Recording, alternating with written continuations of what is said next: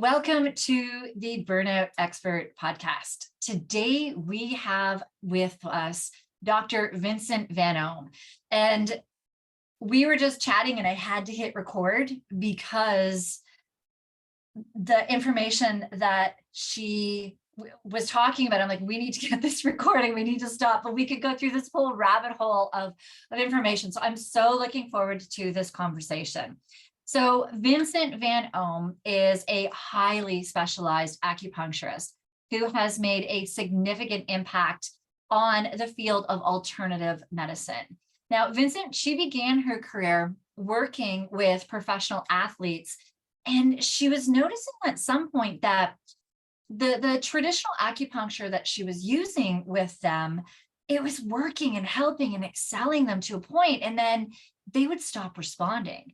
And she just wasn't somebody to stop at that. And so she worked really hard to figure out why. And she continued honing her skills. And all of this hard work did pay off because she ended up developing this breakthrough technique where she was able to systematically resolve the anchors and the emotional roots that were directly responsible for the physical chronic pain that these patients were having. And with this expertise and her success rate with her clients, she was in such high demand, and her clinic was booking 3 months in advance with solid bookings. And on top of that, she was also creating this teaching program. She was supporting an online teaching program in order to be able to share this technique with other practitioners because she herself couldn't take on all that was coming her way.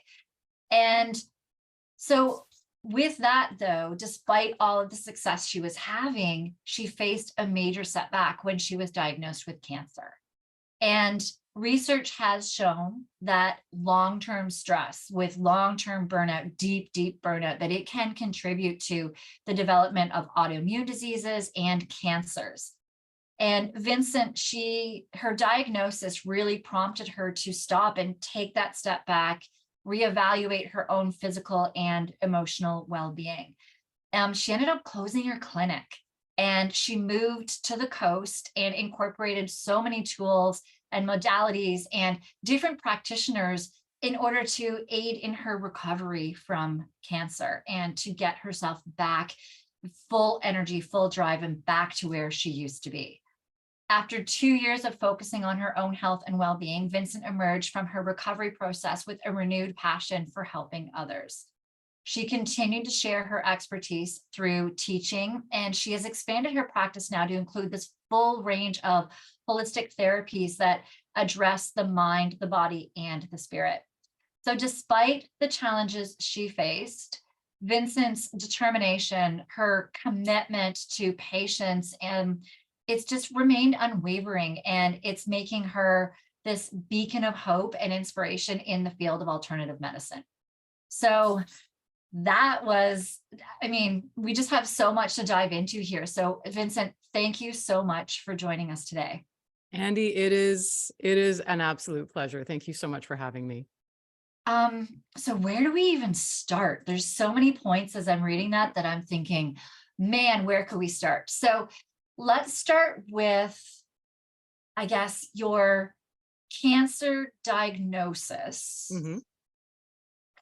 and why you made lifestyle changes. Because quite often when we have cancer, we don't think making all these lifestyle changes, closing your clinic. So why did you do that? That's a great question. First, I want to say that I speak to, anybody who is kind of full tilt into the world, right? They're into their work, they're passionate about it. So they're fully in it and potentially don't have the awareness of what's going on inside the body because there's so much focus external. And that was what was happening with me. I was under an incredible amount of pressure to either my schedule, my private practice, as well as my online company. And what I noticed was I actually required a lot of space. So I was working 10 hours a day, 6 days a week, and then the online support as well. And so there wasn't actually space to hear myself. And when I started to hear the signs, I ignored them until they became so loud that I literally remember sitting in my living room at one point just crying, but I was too scared to go to the hospital because that was at the height where the whole world was shut down. And so going into a hospital was like more scary than anything in the world for me. And so I sat in that chair and I was like, how did I get here? How did this happen? And what have I been doing to get to this point? Why did I ignore all these signs? And while I was sitting there, I started to have this process of how am I living my life? And am I living my life actually for me? And so when that diagnosis came in, it was like permission that I had been waiting for over 30 years, permission to actually choose a different life that suited what I wanted, the hours that I wanted to work, the people I wanted to work with, and the way that I actually wanted to nourish my body. So it was like this crucial point for me to be like, something has to change or I could literally die. And I know we can die at any point, right? Like I could wake up tomorrow morning or not. But it was one of those points where the pain was so severe, and it was almost like I needed that 2x4 across my face to pay attention to what my life was doing and what I was doing inside my life. Yeah. So there's something you said there is you needed almost like that permission. You needed, and this is the thing that we hear so often is like people come to us, come to me, I'm sure come to you when they're in the deep depths, like the studies that do show with burnout, when your body gets to the point that it cannot support itself, its immune system, its inflammation, all of these things, that autoimmune diseases are popping up, that cancer is coming in, that people have gotten to that point. And when they stop and look back, they stop and look back, they start seeing the signs they ignored. Like this is so important. I hear this all the time. Right. And at that point, even for me, the irony was so thick because here I was as an established healing practitioner.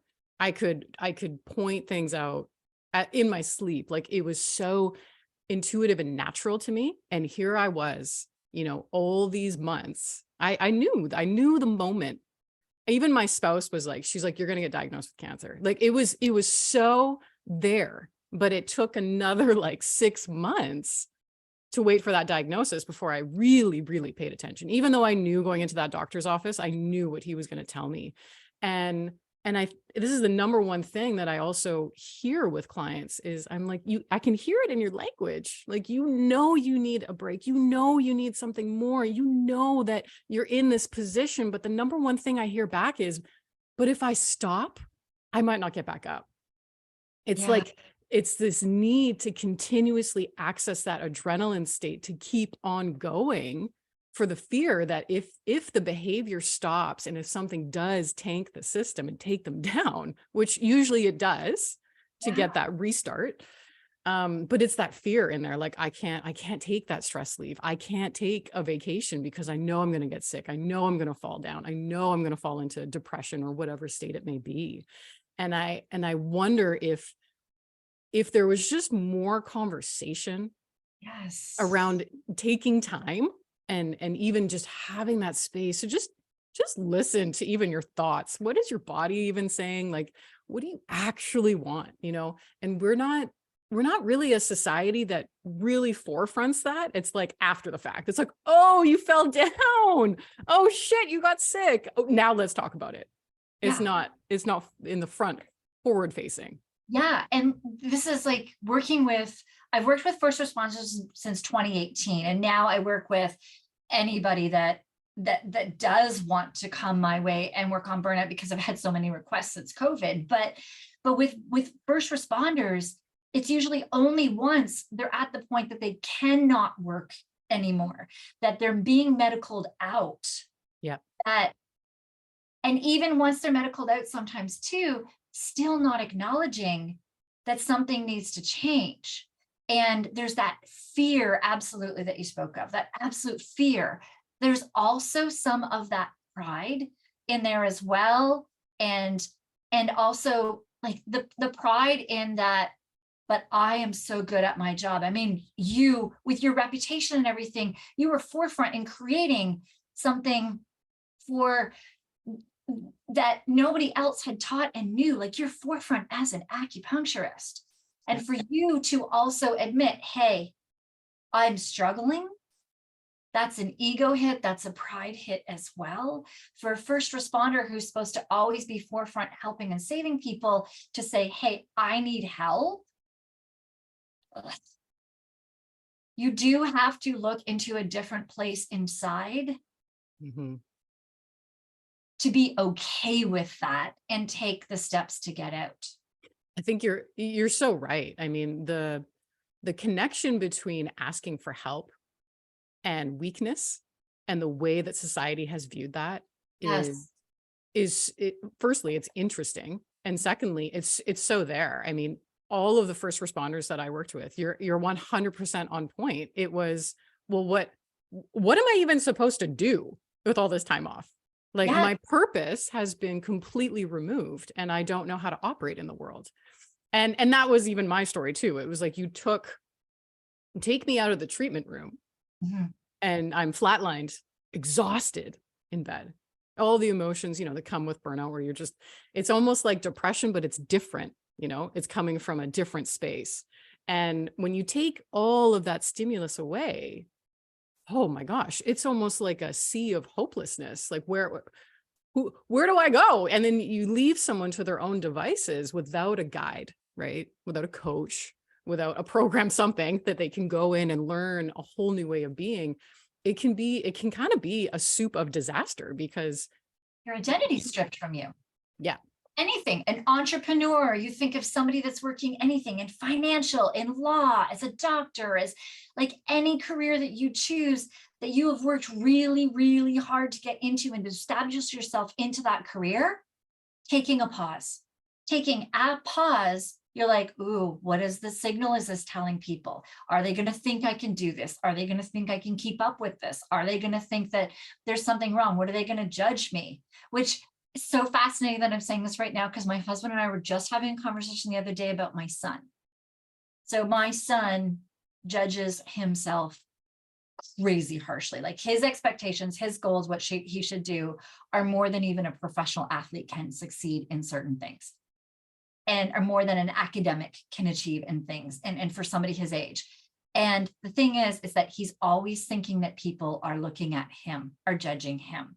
And I was saying to my husband, and we were talking to my son about this, that I used to think this as well, that everybody's looking at me, everybody's judging me, everybody's thinking about me, when in fact, they're doing the same and thinking about themselves. That it is fascinating when we actually stop and think, is this person really thinking about me? And even ask a couple of questions to them, to even kind of subtly find out if they were even thinking about you or judging you. The odds are they weren't. We probably are our worst critic. We are our worst judge. We set ourselves up so high with these expectations that other people don't expect us to be at. That if we also take that layer out and think, okay, like, think about when one of your colleagues or your partners or has taken time off for themselves. What have you thought about them? Has the story you've been telling about them the same stories you think people will be saying about you? They're usually different. You're usually judging yourself and saying they're all going to do these bad things and you're weak in this. Meanwhile, it's like, good for that person for taking that time off and doing what they need to do. Well, yeah. And at the same time, what if they were judging you? What if it was 100% true? Yes. And why are you taking it personally? I think that is such a key point. Like, when you really look at the world, like, yeah, people they're going to judge on how you look, how you speak, how you walk, how you move, what you choose, what you don't choose. We are judgmental beings, it's how we gauge ourselves in the world. I think the biggest problem that creates this emotional, energetic tank is we take it personally and we make ourselves wrong for it. And I see it everywhere. And the one thing that I actually really want to mention too is, like, from an Eastern medicine perspective. So when we look at acupuncture and the way the energy moves, one of the things that isn't forefront really talked about is when you are stuck in an emotional pattern. So your HPA axis is just like, it's just spinning around. And HP axis. What's HP axis for people that are listening? so your hypothalamic pituitary axis, which is basically your fight flight mechanism. Yes. You can enter that mechanism by seeing somebody who looks like your bully from 4th grade.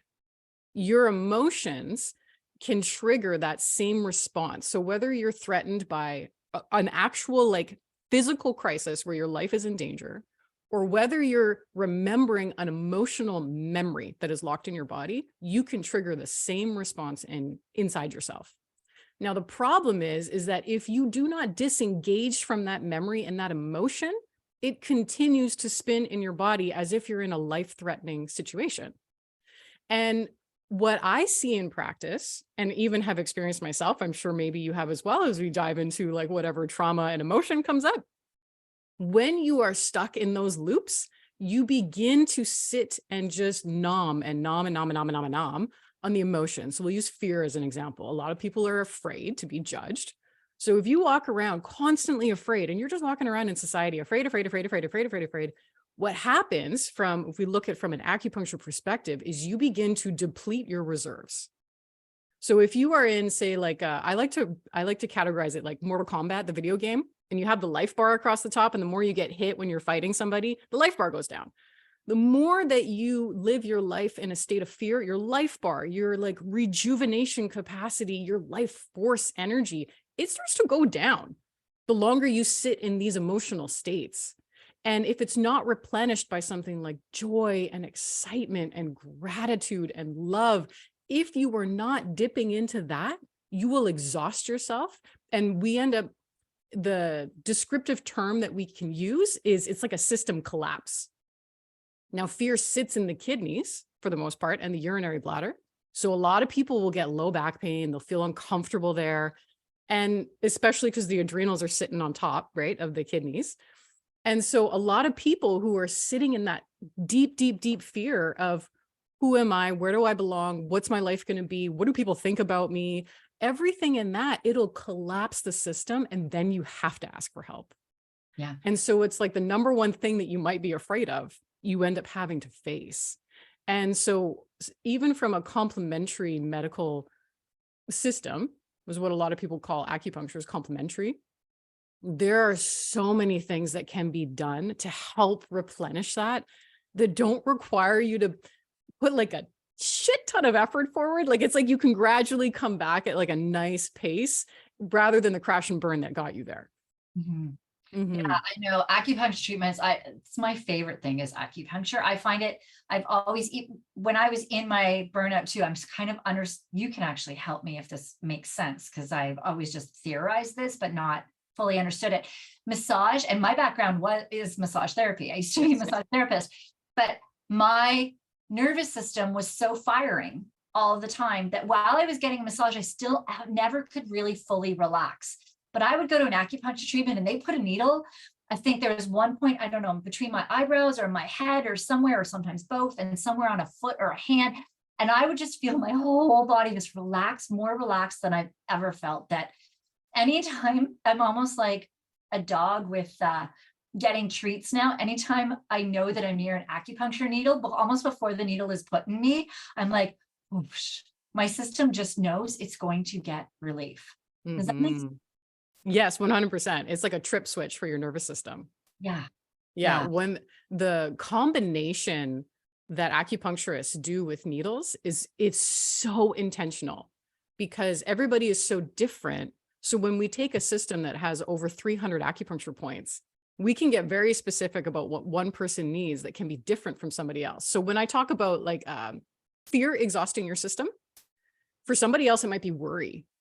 And so the way that I would approach fear is a completely different set of points than I would approach worry, even though they're similar in nature, but they're coming at two different avenues. So anyways, when you combine these points together, you're often working on the body, the mind, and the spirit. And you're combining all of these to put the person back in the body and allow them to now rest inside the body, because there's nothing threatening going on outside, other than the fact that some people are kind of freaked out about needles. But once you get over that and the combination sits in after 10 minutes, it's like, it's the gravy point with acupuncture. 10 minutes and the whole system just comes back together.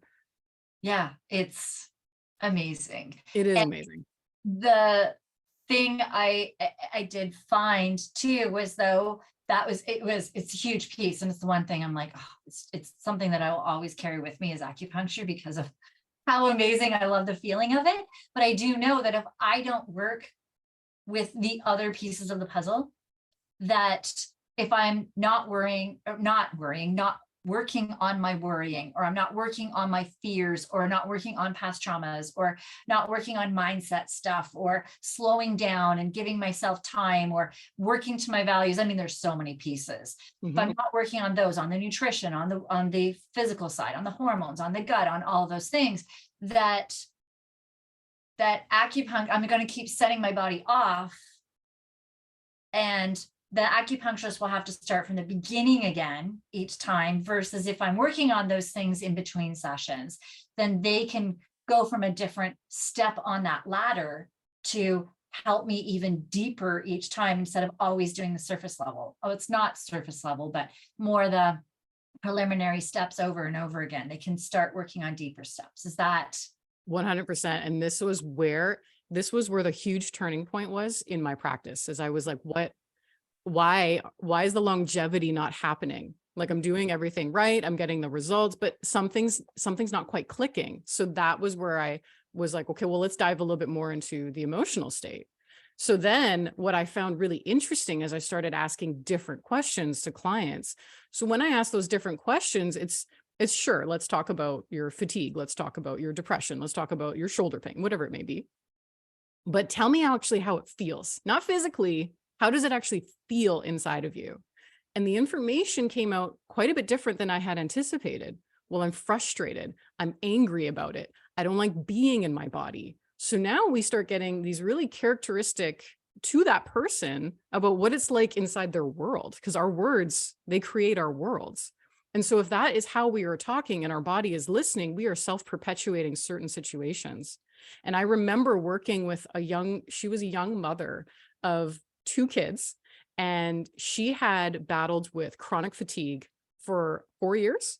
And I said, I can help you. Like, I think it's more than that. I think it's actually a generational issue that's going on. And within 90 minutes, it was gone. And she never had the fatigue again. And what the problem was, is that she was so focused on being like suppressing her anger that she had towards her mom, that once she just let that out, this depressive fatigue that had just kept her in bed for so long, she finally was able to get all that anger out, and then the life force came back to her. And so being able to focus on either moments in time, or just really acknowledging how we actually feel about people or things, to just let it out so that it doesn't exhaust our system and just kind of be this hamster wheel inside of us. That was what I found created so much longevity for people in their symptoms and what they were going through. okay? So many questions going on. So let's go back to when you were working with athletes. Yeah. So there's a difference between somebody who is coming to you because they know that they have traumas to work through. They know that they have stuff to work through. Now, the thing is with many traumas is we can also block them out and we don't even know that they were there. So like, I didn't think I had childhood traumas. And then I started realizing that not remembering certain parts of your childhood is because you blocked them out and they were a trauma.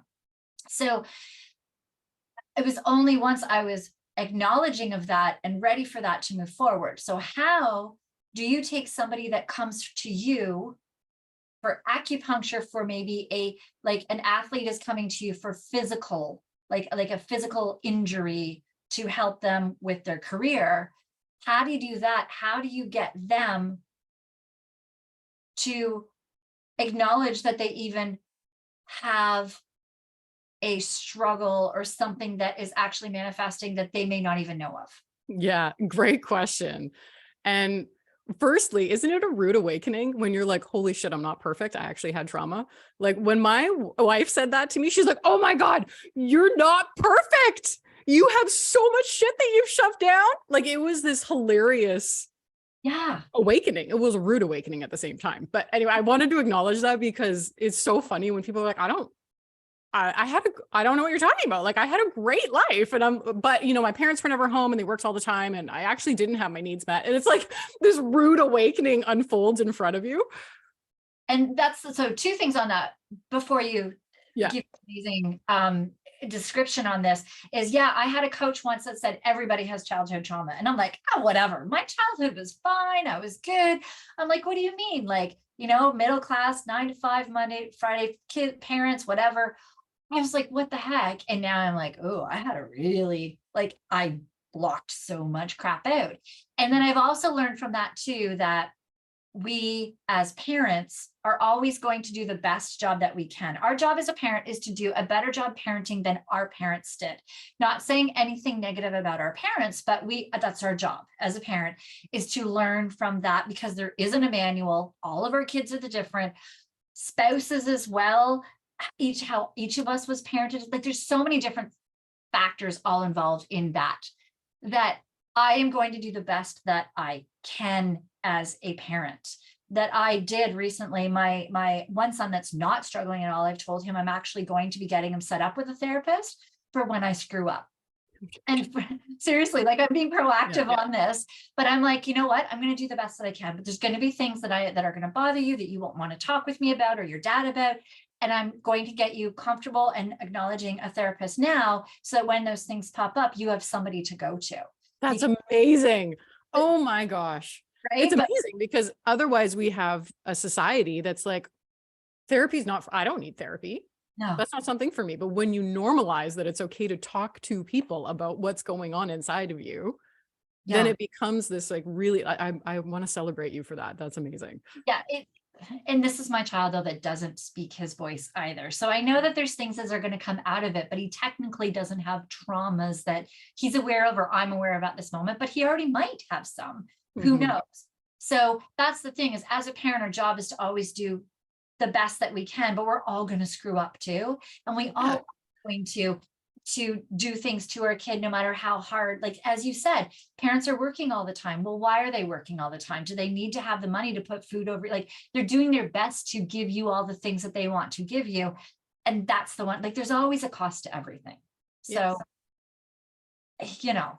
it's the yin and the yang of life. And we were just at this diner that we had never been to before. And inside, so we live in a very small town, and it has a long history of logging. And on this restaurant wall, there is this photo from like the 1900s, right? And so they logged this area this is all rainforest. I live on the west coast of BC. So we're on the right on the water. Anyways, we look at this photo. It's from the 1900s. Nobody is smiling. You look at any of these photos from history, nobody is smiling. But you look now at the human behavior that has evolved. Like, it doesn't happen overnight, right? It's an evolution for people. And here we are, however many years later, and people now smile in photos. So we have this change in behavior. But I think a lot of people look at parents, and this is what I hear in the treatment room, where they're like, why didn't they do this? Why didn't they do that? And it's like, well, their parents hit them and they didn't hit you. I think that's a really good advancement, like we can look at that as like, yay, there has been a generational pattern that has now been shifted. Yes, maybe they weren't there for you in other emotional instances, but your physicality was at least protected this generation. Yes. And I think when we take that pressure off and just kind of settle into, okay, that happened, and how can we move beyond it? And I bring this up in regards to coming back to the athletes, because when working with the athletes, it was so charming, because they are like Olympic machines. Okay. So they're in peak condition. They respond really fast to a lot of manual therapies. But what I saw missing in that respect was this emotional piece, because when their injury or their discomfort physically wasn't going away, it was the same thing. They started to dip into frustration or depression or fear. And having a conversation about that oftentimes didn't relate to the actual moment in time. So what I mean by that, when SIT was developed, so that's subconscious imprinting, when that was developed, it was developed to actually pinpoint a moment in time. Trauma can be, a lot of people define it certain ways. We define it as something that was too much, too fast, too soon, or not enough. And you can relate that to a lot of different things. That could be Maybe you had to perform at a piano concert for the first time ever, and you were in front of so many people. So here you are going to perform. That overwhelm is enough to be traumatic that it shuts you down to never want to perform again. Yeah. Can you go over those 4 again, please? Too much, too fast, too soon, or not enough. Okay. Yes. And this can extend into so many instances. Like the same thing, performance-based, whether it's like music or acting or achievements in school, that's a big spot for anybody who's in the ages of like 13 to 16, where a lot of their life figuring out who they are in the world is based on achievement to their peers in regards to sports, whatever it may be, the activity that they're involved in. And that can dictate for the rest of their life. So what I began noticing is that I needed to bring people back to that moment in time to resolve it there. So it didn't keep repeating 20 years later. We had to go back to the 16-year-old. We had to go back to the 2-year-old, to whatever was shut down. That didn't mean that we needed the memory. We just needed the emotional data. And so the way that I work through these sessions is I can actually just tap right into whoever the client is and be like, okay, you've got overwhelm stuck, you've got fear stuck, you've got shock stuck, and now you've got shame. We need to just bring that to an acknowledgement piece, and we need to let it go so that you're not thinking that your performance always has to have those emotional components. Now it's clean, now it's clear, and now we can move towards what you actually want to feel when you're in a performance state.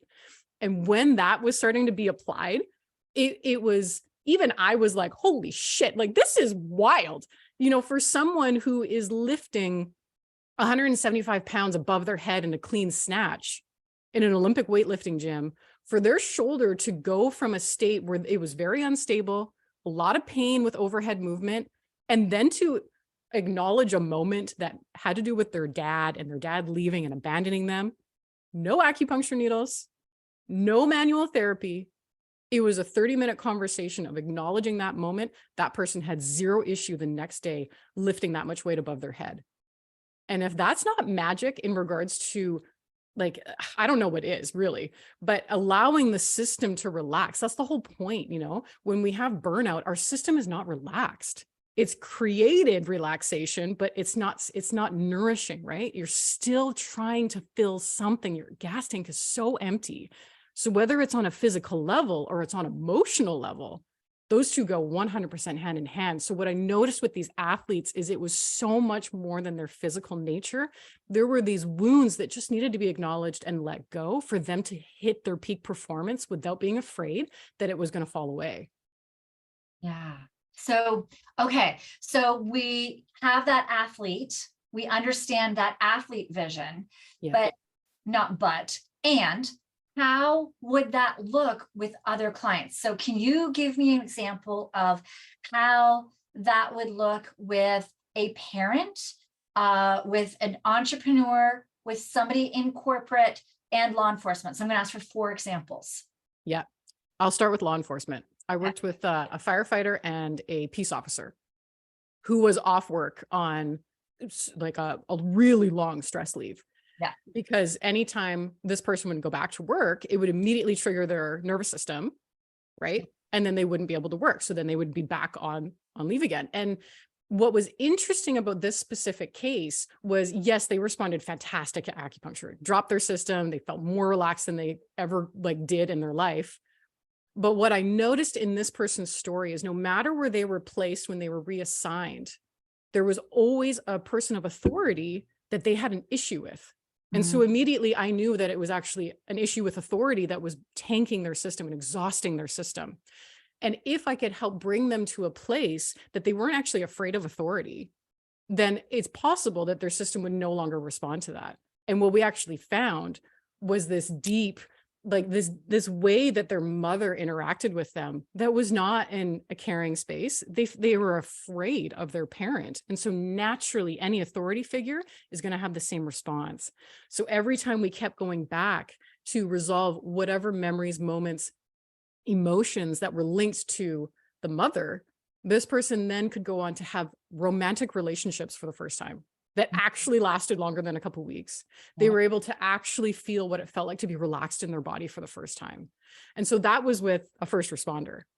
And which I really want to say, I got to give them credit, because when you go into a first responding job, career, day in the life, you're on guard. Like you're in this protection mode, and to turn that off, like I just really want to celebrate them for having that duality that is so necessary. And I can see how it could be even just exhausting on the system to have to go in and turn it on and then somehow figure out a way within themselves to turn it back off again, to relax into who they are outside of that role. So I want to say that first. Next, we go into an entrepreneur. These are like, I love working with entrepreneurs because what mostly comes up is, why can't I put myself out there, and why can't I attract money? And oftentimes what ends up being found is, like, I can give you, we'll go with oftentimes, what ends up being found is this inability to receive. And that is usually linked to money, in regards to, well, I can't put myself out there because receiving has been painful, because every time that I shared who I was and my unique qualities and my weirdness, it was shut down, usually by a parent or a sibling or a bully on the playground. But when we go back to resolve that specifically, oftentimes money goes through the roof. There's an aspect of rejection of the self, that when you start to look at all the moments you reject yourself, all the ways that you tell yourself you're not good enough, all the ways that you say that you can't have that, all the ways that you shame yourself for what you eat or what you do, you're essentially rejecting yourself. And what that says is, I don't deserve money, I don't deserve to receive, etc. So that's usually with the entrepreneur. What was the other two? You gave me two other ones. Corporate and parent. Corporate and parent. Parents in the sense of, give me a little bit more. So if a parent is coming to you, maybe, well, actually, you did give an example of the mom with fibromyalgia. Oh, I had a few of those. Yeah. Okay. Yeah. So a parent coming to you thoroughly exhausted, tanked, and can't get out of it as a parent. Yeah, fibromyalgia, what I've noticed, I'll just stick on that for a second. What I've noticed with that is a deep unmet need. And what ends up usually happening is they'll sit in resentment. It's like, fuck you, fuck my body, fuck everything. It's just like, there's just so much anger, and it bounce around everywhere. But what I end up finding the most is one of their needs wasn't met, and they didn't know how to ask for it. So it was almost like it was expected. Yeah. And then it was chronically undermet. And when I think about one person in particular, and it might be different from what I had said to you, but one person in particular, she was isolated on like a farmland and had 4 kids, animals, and the husband worked out of town. So he was a welder, and he would be gone for weeks at a time. And so she was under monumental stress managing the farm, the animals, and the children without her partner. But when her partner would come back, he would take extra jobs being in town. So she never actually got him. She always got a tired version of him. And so her cup was never filled, and she was so angry about it. And she felt like she could never ask for it. And so to come back to that moment to resolve that, in order to either fulfill it for herself or to just ask for it. Like, I am feeling resentful. I am angry that you're doing this. Where am I going to be put first? Where are you going to look at me the way that you look at everything else? And when that came back into place, well, she had a significant decrease in her neck pain. I'll tell you that, and her TMJ, which is often, in regards to keeping your mouth shut so you don't ask for what you want. You can see that a lot in a lot of jaw tension. But parents in general, moving them out of even guilt will usually bring them so much more energy. I hear it. I'm not a parent myself, and I hear a lot of guilt in parents when I'm working on them. I feel bad because this happened to my kid. I feel bad because I did that. I feel bad because I couldn't provide this. Accessing that guilt moves into the liver channel and the gallbladder channel. When the liver channel and the gallbladder channel are weighted down by so many thoughts, memories, moments that you just keep recycling, it creates depression, because you are pushing down experiences into the body, and then the body becomes very heavy. You do that long enough, it starts to exhaust the system, and then you get into that cycle of burnout because you're sitting in that emotion. When you remove that, you actually create flow and energy. It's as if you had done like 100-meter dash, and then you feel like, whoa, you feel so good afterwards. And you're like, yeah, it feels fun. That movement is what is required to get it out. And you can do the same kind of rush and release and energy by acknowledging emotions out loud. Just saying it out loud. This is anger. I am feeling angry right now. I am so angry right now. And this is what anger feels like. That's interesting, because we hear a lot of gallbladder issues with first responders, with nurses, with, I do remember speaking to somebody and they're like, oh, the amount of nurses that have gallbladder issues or have the gallbladders out is like high. And if we think about that, there's the guilt. There's so much guilt. There's the parenting guilt. There's the guilt of all that they're working, and then their spouse is taking up things at home. They have the guilt for that. They have the guilt of not being able to save people, not being able to help. Sometimes the guilt of not having the right tools to be able to help somebody. Like, there's so much guilt involved with that. And it's fascinating that you relate that, because I hear so much about gallbladder issues, so much. What else is in the gallbladder? Resentment, anger, guilt, depression sits in there too, right? So this heavy feeling. And I mean, you want to talk about nurses for a second. Who has a job that requires literally dealing with all the shit? And who gets the most of the glory? It's not them. No, not at all. Right. Yeah. And so I can imagine, even just from an energetic perspective, being like, I put in the grunt work. I literally did the dirty work. And yes, the patients, they know the patients, and their voice is not often heard either. Right. Yeah. 100%. Even the will structure of the gallbladder, this will to be something, this will to have purpose, this will to take up space, this will to speak your truth, that is held there too. And when you start to diminish that, or that is diminished, so that you feel like, what's the point? What's the point in me doing this? What's the point in me speaking up? That leads to hopelessness. When we hit hopelessness, we need a spark. We need someone, usually, not always, but usually external to us, to reignite it for us, to remind us of why we're here, remind us that there is purpose here, that we are important, we are necessary to be here. And so that can be depleted over time. Yeah. And there's so much. So, okay. We still have the corporate to do, but I have another question before then. Yeah. Is with leading into this. So as we're talking about this, so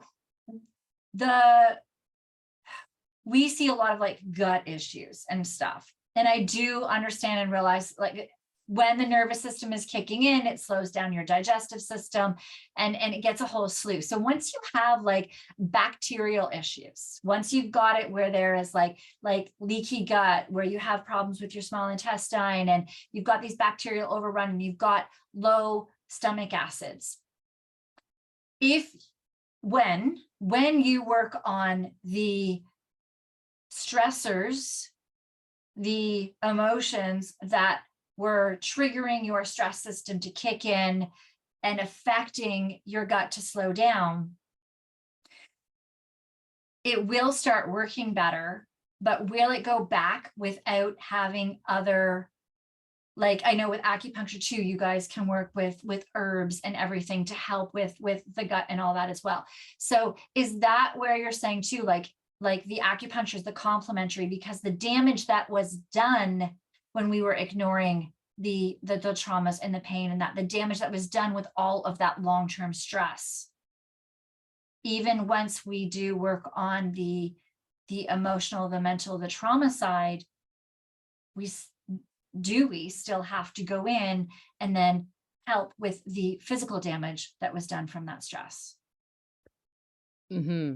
When the answer is yes, and yes, and I say and because it might not be as like massive as a lot of people may think. So the number one thing that when I talk to people who come in that state, they're in that state of collapse, right? And their body is so undernourished because there's been so much going on, that it's kind of like what I like to attribute it to is picture when you you like feeling good and you go out for a meal and you're like, this is amazing. And you're having this moment and you're enjoying the food. And then 8 hours later, you find yourself like over a toilet and you're so sick because you had food poisoning. Naturally, what starts to happen is your system is tanked, right? So what do? Well, you limit your food and you're like, okay, I know this food is safe and I should probably just drink water. So you go back on this path of recalibration to really listen to what your body is telling you. And you're like, okay, well, I can't, that's too rich. I know that's going to do the same thing again. So I'm going to go back and I'm going to go for plain foods and then I'll go from there. And from a physical perspective, coming back from something like that, or 4 years of working in a job that you hated, and then you had to go on stress leave because you were burnt out. It's about taking away so much noise and reintroducing small basic things. And so the number one thing that will help your physicality is seeing what's going on in your mind. A lot of us don't look at what's happening in the mind because we don't stop long enough to hear it, or we overwork ourselves so that we don't hear it. Yes. Avoidance. And right. And so if you can take the time to, I call it like ugly writing, like brain dump ugly writing, where you literally put a piece of paper in front of you and you let all that shit out. I fucking hate myself. I hate what my body is doing. Like, you get it all out on the paper, because then now it's out of your mind. Now your mind is no longer interacting with your gut and triggering your gut to go into a stress response.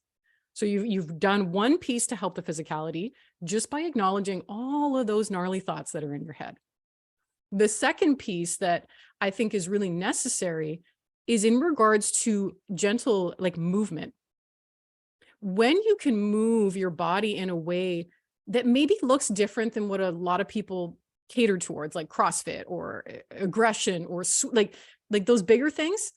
What if you actually started to move your body in ways that you've never done before? Because if you do the same thing that you've always done, you're going to get the same result. Mm-hmm. So if you were to put on, say, belly dancing music and move your hips in a way that you've never moved before, you are now actually affecting the physicality of your stomach and your abdomen in the way that you never have before. Not to mention that, but now you're actually accessing the physicality. So you're somatically releasing something that would have created, like you said, bacteria, maybe parasites, whatever from before.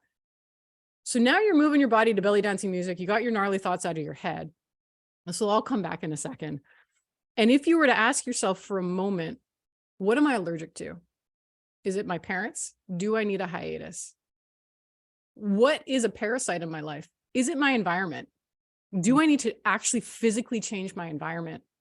And I know this seems like really esoteric as I say it, but the 4 things that often create the trauma, it's an emotion, an event, an environment. What was my last one? Emotion, event, environment. That's funny that I can't even remember my 4th one. You can email me. I'll put it in the show notes. Okay, sounds good. These are what actually create issues, because if you keep going back to that same restaurant and you keep eating that same food that had the food poisoning in it, well, you're going to get the same results. So you have to shift away from it so that your physical nature can actually come back online. Yes. Does that make sense? Yeah. And so it's the same with the environment. If you are in an environment that is so stressful or so negative, and I say negative in the sense of where, like, people pick you apart, they're always criticizing you, they're never supporting you, your body is under attack. It is listening. We are born as feeling beings.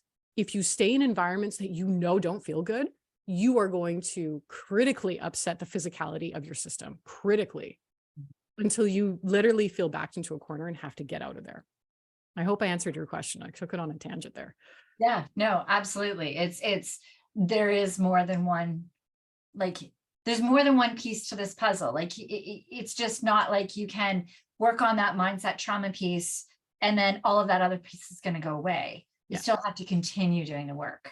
There's pieces there as well. Yeah, absolutely. I've seen people in extreme digestive duress. Same thing. It's like a moment in time, it gets resolved and the emotion gets let go. And it's amazing, Andy. Like their whole system comes back online. And other people, They require a little bit more support in slow doses. And what I mean by that is, is Chinese herbs. They're fucking incredible what they can do. I wish more people had access to them because of their capacity to not only access the physical nature of the body, but also the mental nature of the body and the spiritual nature of the body. These herbs are so complex.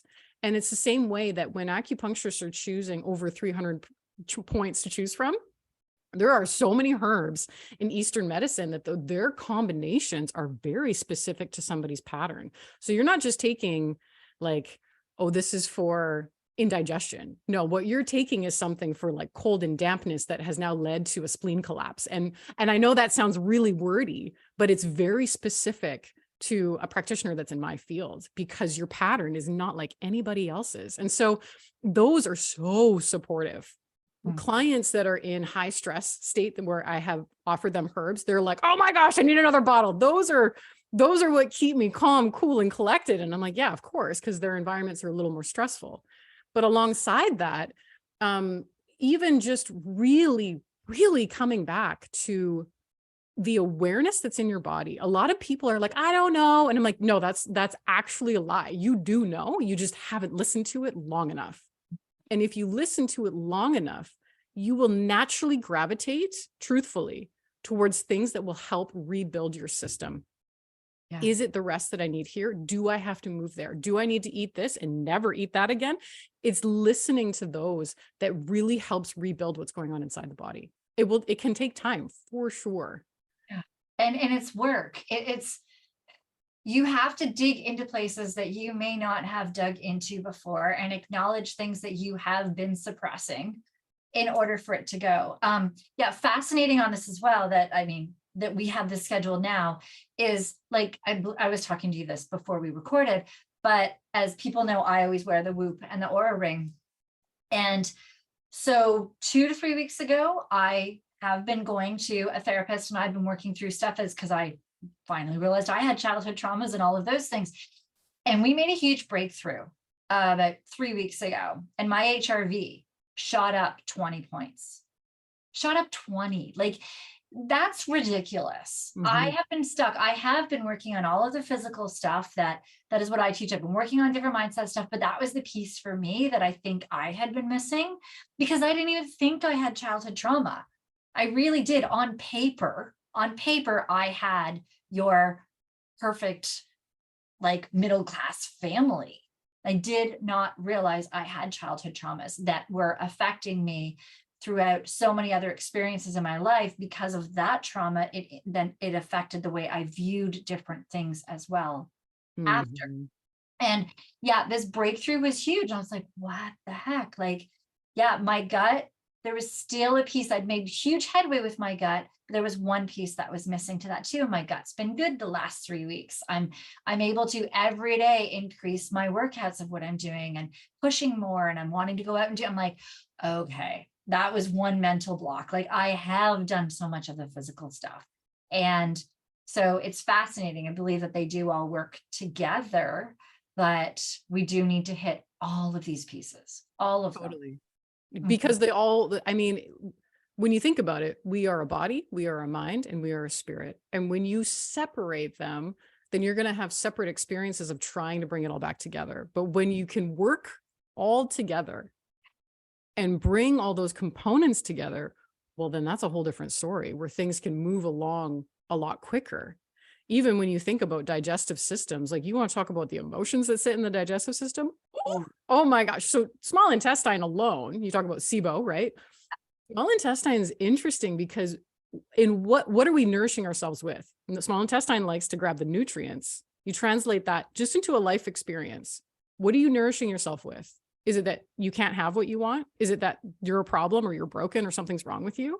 If you're self-nourishing with those thoughts and those feelings, well, your small intestine is going to respond to that and not be able to assimilate the really good ones. You'll reject them.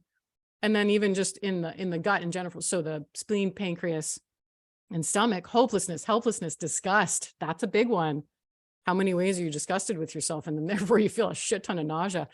But the whole thing in general, it's amazing how one awareness, like you're talking about, one awareness will have a ripple effect through everything.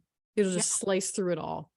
Yeah. And it's fascinating because I have been doing this therapy for a while, and we were working on, I'm not good enough. We were working on, I'm not smart enough, but those things didn't increase my HRV and make the changes to the one of, I have a voice. Mm-hmm. And it was fascinating because I'm like, wow, like I, due to being put down a lot as a child, not able to think outside the box and have my opinions heard, I never felt I had a voice. And it's so fascinating in what I do because I'm like trying to have a voice in order to help people. And I never felt like I deserved to have one. Yeah, And that's a big part of my business as well. for sure.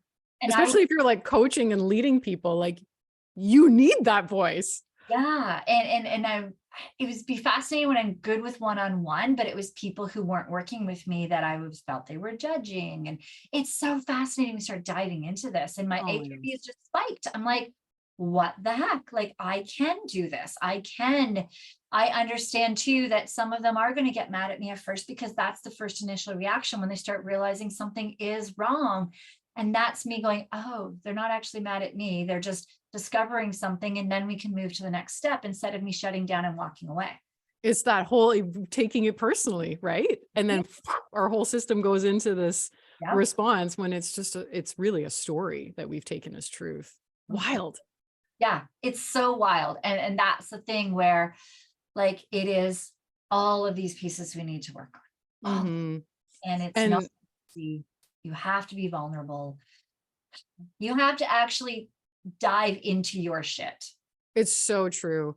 I remember a couple of days back to back, like I had closed down my practice and I sold it. And so I sent out, a huge announcement, like this is transferring into this person's hands.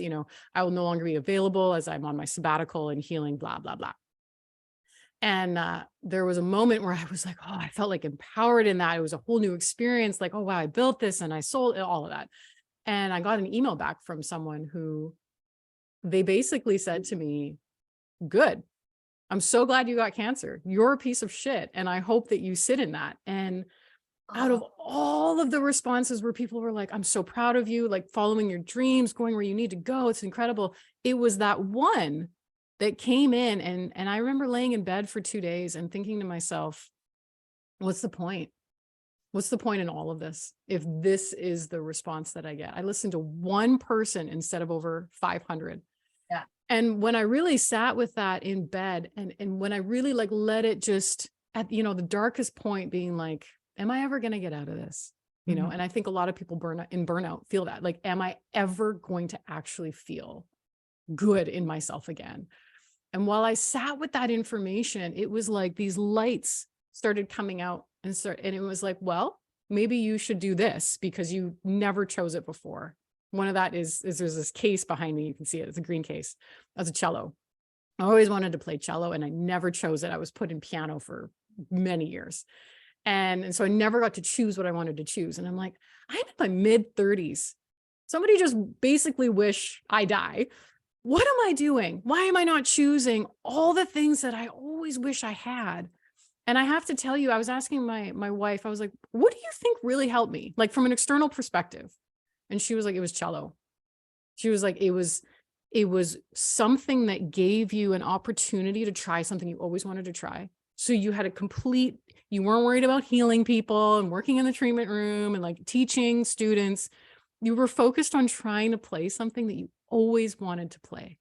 And she's like, I feel emotional talking about it because it was so true. It was feeling the vibration of an instrument. I'm a highly sensitive feeling individual.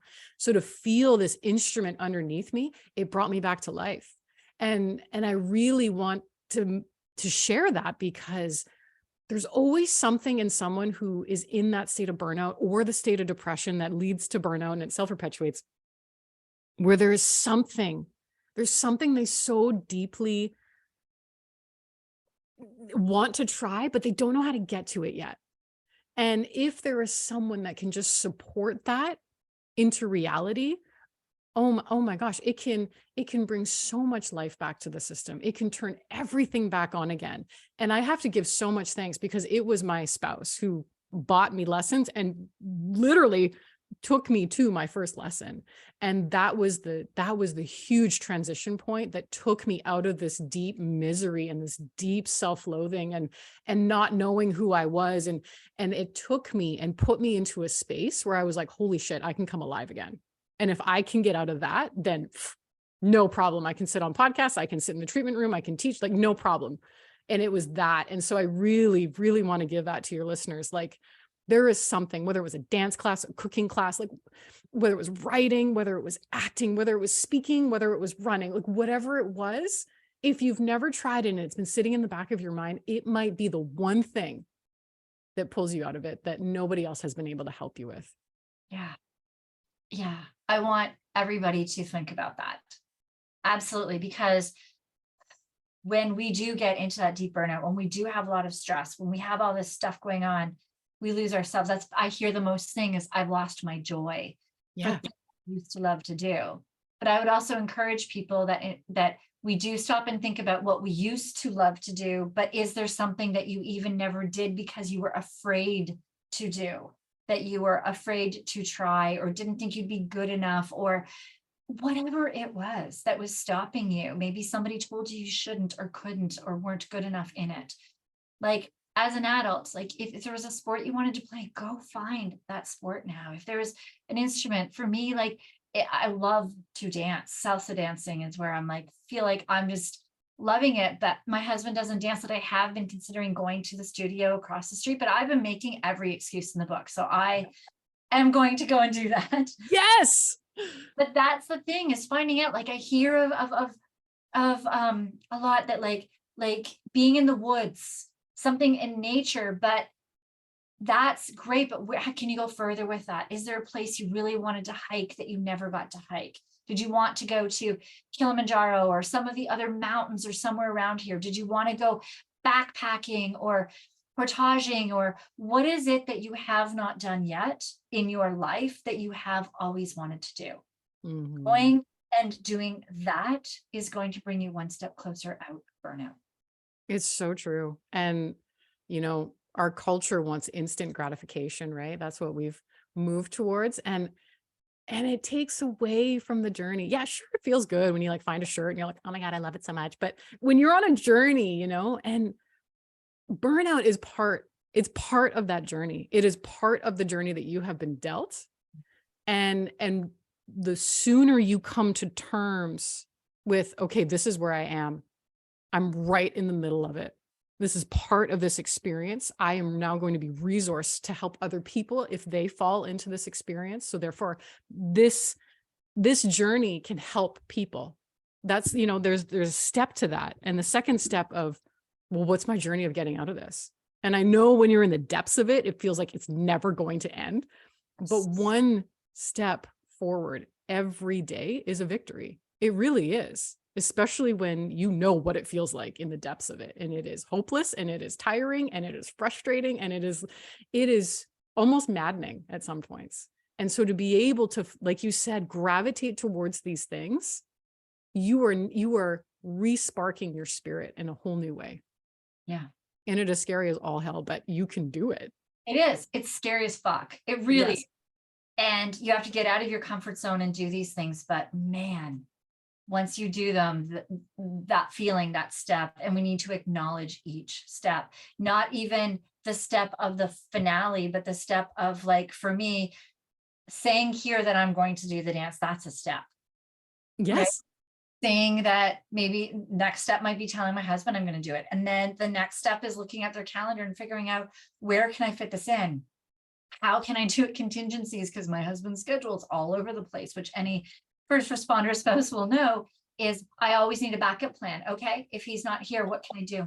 How can I do this? So those are all steps, and those all need to be acknowledged as well, not just the end point. Yeah, I mean, if we bring it all the way back to the beginning, trauma is too much, too fast, too soon, or not enough. Yes. If you were to just walk across that street when the first impulse came to you, that might have been too much, too fast, too soon. It could shut you down from never thinking about it again. Yes. But you acknowledging it here, well, that's a step, right? It's not too much. You could maybe salsa dance in your kitchen this afternoon. That's not too much. You are leading yourself up to having the resourced body somatically to be able to hold exactly what you want. Yeah. It's incredible. Yeah. It's Yeah. amazing. Vincent, I know you and I could go on. This has been amazing. Man, so many gold nuggets in here. Mm. Before we leave, two things. One is to let our audience know where they can find you. I will definitely be linking everything in the show notes as well. So don't worry about writing it down, just go to the show notes and what Vincent says will be there. The other is one piece of advice. I mean, you've given so much that I don't even know what else there is to add, but if there's one thing that you can say to somebody who is in burnout, or maybe not even acknowledging that they're in burnout yet, maybe that's what we can talk about. What is one thing you can say to somebody to get them to the point of acknowledging that they're in burnout? This might poke some people in the eye. Truth. Allow yourself to be the victim and acknowledge that you've been a victim. Okay. And I'll say why. Yes, please. Because when you acknowledge, like, I am in this and this is happening to me right now. Mm-hmm. When you acknowledge that, you immediately bump yourself out of denial. When you are in a victim state to something, you can't get out of it. You'll need something external to you to get out of it, right? You need to be saved. But if you can just allow yourself to be like, okay, I am a victim to burnout. I am a victim of this right now. This is happening. Once that has happened, and once you have acknowledged that, usually you'll go into anger right away, and what that does is it'll create momentum. When you just allow yourself to fall into it, everybody says, surrender, surrender. But once you surrender into that, you now get insight as to what led you there. And when you have insight as to what led you there, this is the awareness piece. Once you are consciously aware of what you have chosen, you have now taken responsibility for your life.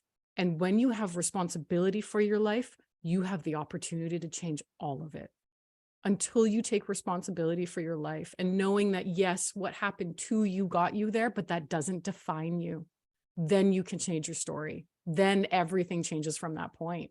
But until you can acknowledge that and receive that and take responsibility for, I worked 6 days a week, 10 hours a day. I did that.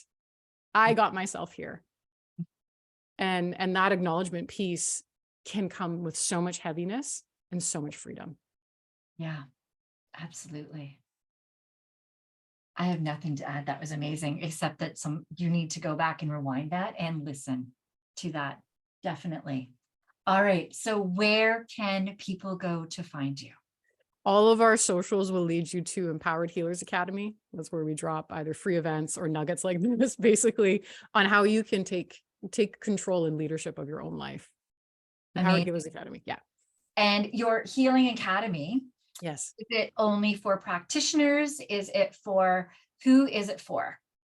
It is predominantly for practitioners who already have a client base. So they already know. They're like, these services that I have, they aren't getting longevity. I know there's something deeper. Those are the people that we love to teach so that we can take deeper. So it's coaches, therapists, acupuncturists, massage therapists, whatever healing practitioner you are or leader that you are. There are some people who do come in who are transforming or transitioning out of their corporate career. They're really fun to work with too. And I'll be honest, it is a little bit of work if you don't have a client base. Okay. One question that does pop in my mind, because there are a lot of first responders that do listen to this. Would somebody from a first responder wellness program benefit from this? Oh my gosh. Yes, absolutely. We have had practitioners who work specifically with first responders. And it is one of the things that is so fast to recalibrate their nervous system to like you said, if there could be, oh my God, I would cry. If there could be someone stationed in every single first response center to be able to help access, release, and remove the emotional data and the guilt that first responders have to go through, I could die a happy woman. Yeah. If that happens. Completely different way that services run. I think everybody was supported with all of the crap that they see and deal with on a daily basis.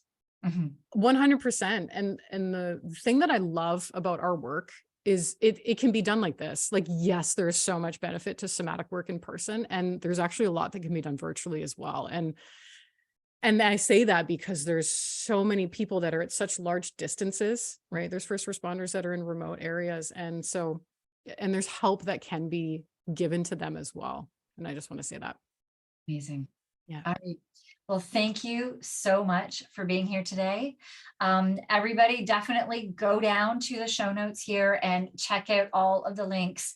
Start following Vincent, and definitely give her a comment, give her some likes, tell her how much you did enjoy this. So many golden nuggets. Go back and listen to this again. For finding me as well, you can go to burnout.ca for finding about the podcast and joining my mailing list. If you want to know about my first responder work, that is at 911lifestyle.com. Go there and you can sign up for my email list and ask me any questions. Email me. I am always here to help out. Burnout is a beast, and we are here to help you every step of the way. Thank you.